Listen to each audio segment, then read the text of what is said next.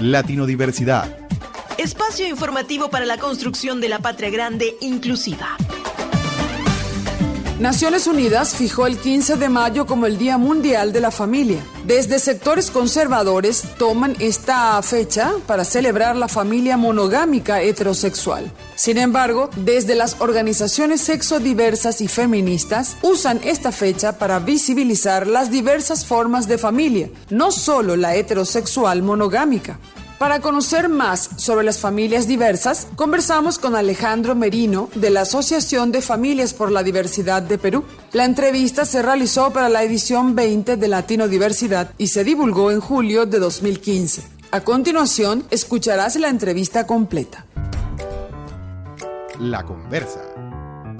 En el mundo han surgido organizaciones de padres, madres y familiares de personas LGBT con la finalidad de ayudarlos a entender en qué consiste el mundo de la diversidad sexual. En el continente americano existe la Asociación de Familias por la Diversidad. Hoy tenemos el agrado de conversar con Alejandro Merino, de la Asociación de Familias por la Diversidad de Perú. Alejandro, en los últimos años grupos conservadores han afirmado que aprobar el matrimonio igualitario sería un ataque directo a la institución de la familia. ¿Pueden las personas LGBT formar familias? Ok, en principio, Jorge, muchísimas gracias por la entrevista. Realmente qué chévere que desde el hermano país de Venezuela haya también estas inquietudes por la diversidad familiar.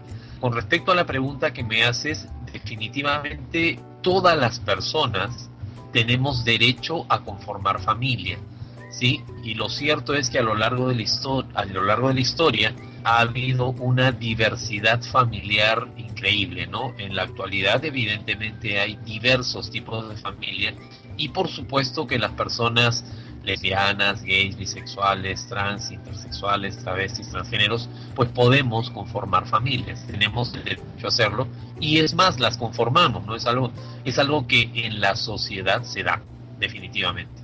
Alejandro, ¿cuándo nace la Asociación de Familias por la Diversidad de Perú? La Asociación de Familias por la Diversidad Sexual se constituye en el 2008 y está conformada, en este caso específico, por todo un grupo de, sobre todo madres, también algunos activistas LGBT, pero por sobre todo madres de personas TLGB, es decir, mamás y algunos papás absolutamente empoderados y empoderadas que se despojaron del prejuicio y a partir de todo un proceso que vivieron en determinado momento, pues no solamente entienden la situación, comprenden la situación, han absolutamente asimilado la diferencia de sus hijas, de sus hijos, de sus seres queridos. Y no solamente eso, sino que dieron el salto cualitativo de bregar por la igualdad de derechos de todos sus hijos e hijas.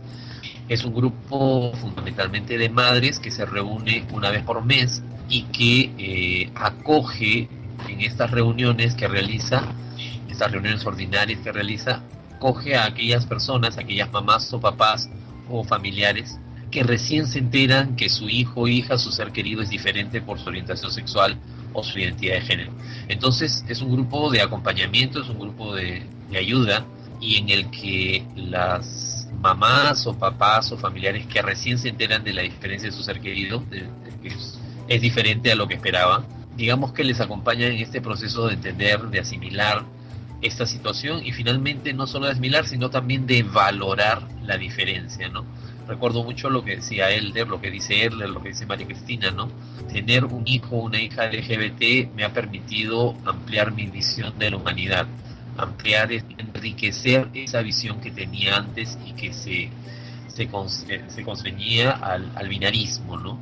Entonces es finalmente un enriquecimiento para las personas conocer y vivir esta diversidad. Y eso es la labor que hacen las mamás, ¿no? Y bueno, vemos algunos activistas que apoyamos esta causa y esta asociación que se funda fundamentalmente en el amor, ¿no? En el amor al interior de las familias, porque lo que queremos es luchar contra esa violencia que se genera al interior de las familias a raíz de estas diferencias, ¿sí?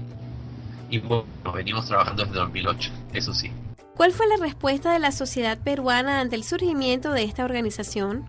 Ante la iniciativa de la asociación, pues mira, mes a mes las reuniones van increyendo.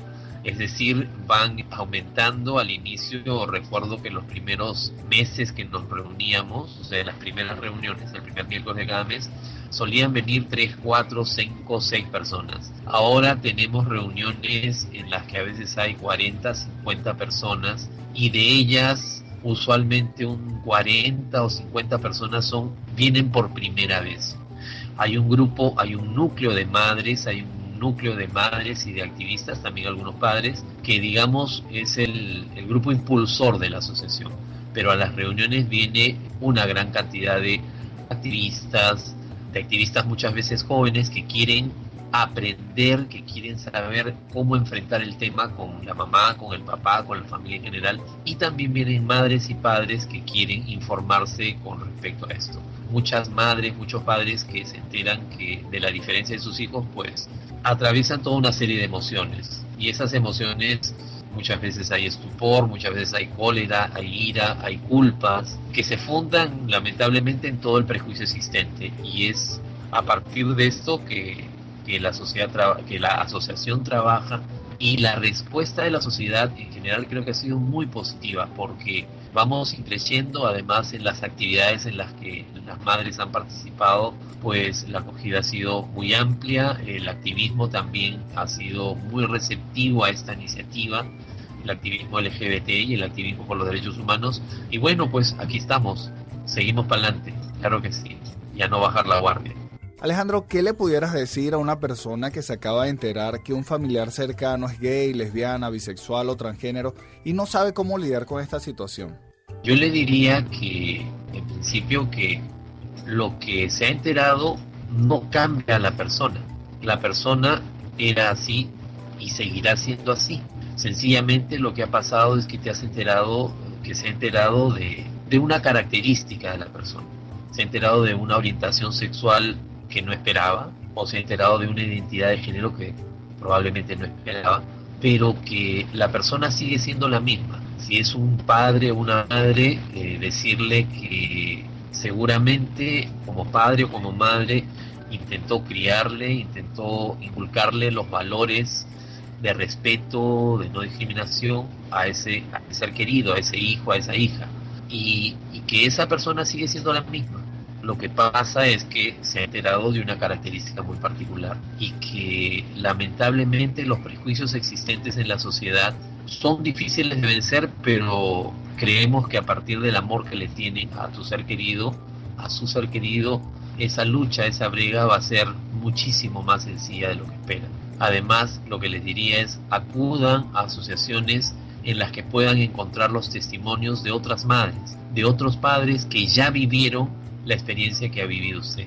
Eso le diría. ¿Por qué? Porque es fundamental que una madre escuche a otra madre que ya vivió la experiencia, que un padre escuche a otro padre que ya vivió la experiencia, y que escucha a un padre o a una madre que se siente orgulloso, que se siente orgullosa de tener a un hijo gay, a una hija lesbiana, a una hija trans, a un hijo trans, o a un hija intersex o bisexual.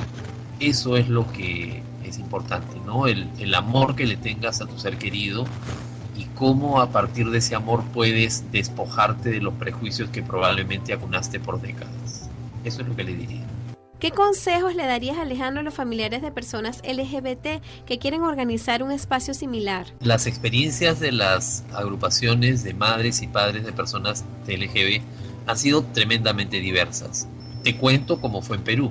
A partir de la iniciativa de una madre, y a partir de encontrarme con Wilma Ruiz, que es esta madre de un chico peruano, una peruana residente en Nueva York, de conocerla y de que me contara toda la experiencia, pues convocamos a una reunión inicial. Yo le pasé la voz a muchos amigos, amigas, y les pregunté: ¿tu mamá sabe? ¿Tu papá sabe? Y en algunos casos me dijeron sí y no se hacen problemas. Entonces invítala a la reunión. Hubo una primera reunión, y luego de que pasamos un vídeo, se habló de testimonios, se tomó un acuerdo. El único acuerdo que se tomó, después de toda una lluvia de ideas, el acuerdo que se tomó es: reunámonos el primer miércoles de cada mes. ¿Por qué? Porque las mamás disponían de ese miércoles en la noche. Y ese es el acuerdo que se ha mantenido durante 6 años. Y bueno, se han venido dando estas reuniones. Las reuniones en este caso se dan en la casa de una de las madres, un espacio de confianza un espacio en el que las personas pueden hablar, pueden llorar, pueden incluso reclamar, pueden pedir información, pueden también emocionarse y pueden contar todo lo que tienen dentro. Y a partir de eso es sencillamente un nutrirse mutuamente y un enriquecerse mutuamente. Es un grupo de autoayuda y hasta el momento no hemos tenido ningún financiamiento, sencillamente es la voluntad de las personas y para hacer este trabajo no se requiere de financiamientos. Por supuesto que si quieres ampliar, bueno, pues ahí están las posibilidades de hacerlo y también las posibilidades de autogenerarse, ¿no? Y bueno, se puede recurrir también a algunas organizaciones para apoyos, para auspicios, etcétera. Pero el trabajo ordinario es ese, la reunión el primer miércoles de cada mes y llegar a cada vez a más y más y más personas. A lo largo de estos meses de trabajo y también de organizar algunas actividades, algunas mesas de diálogo, algunas videoconferencias, etcétera, pues, e incluso una convención que fue muy interesante el año pasado, pues hemos llegado a miles de familias en Lima y también en provincias, ¿no? Al interior del país. Es una labor que puede plantearse de ese modo y hay diversas formas de planteárselo. Sé, por ejemplo, que en algunas ciudades han hecho convenios con municipalidades, con algunos ministerios y se reúnen también en espacios públicos. Es absolutamente válido hacerlo y además que chévere que los estados puedan brindar estos espacios de escucha, estos espacios de promoción de la brega contra el prejuicio, ¿no? Y la no discriminación. Es bueno, fundamentalmente. Hay diversas formas. La cuestión es organizarse. Para terminar, Alejandro, tus puntos de contacto. Estamos en el Facebook como Familiares TLGB. El correo electrónico es contactofdsperú@gmail. Repito, contactofdsperú@gmail. O sea, contacto Familia por la Diversidad Sexual Perú @gmail. Esas son las vías que tenemos usualmente para difundir nuestras reuniones, el Facebook y el correo electrónico. Estamos próximos a implementar una línea de escucha, o la línea de escucha Somos Familia, que va a tener 2 números telefónicos para que las voluntarias, que son justamente madres, en horarios determinados puedan recibir llamadas de personas que quieran hablar sobre ello. Porque muchas veces también hay personas que no se animan a ir a una reunión por todos los miedos, por todos los temores que pueden haber acumulado, o también personas que viven en el interior del país y que quieren escuchar consejos y también ser escuchadas. Eso es lo fundamental, ¿no? Y bueno, esos son las vías de comunicación. Muchas gracias realmente. Gracias, Alejandro, por estos minutos. Conversábamos con Alejandro Merino de la Asociación de Familias por la Diversidad de Perú. Con él hablábamos sobre las familias y la diversidad sexual. Escuchabas a Alejandro Merino de la Asociación de Familias por la Diversidad de Perú. Con él analizábamos las diferentes formas de familia. La entrevista se realizó para la edición 20 de Latino Diversidad y se divulgó en julio de 2015. Latino Diversidad. Espacio informativo para la construcción de la patria grande inclusiva.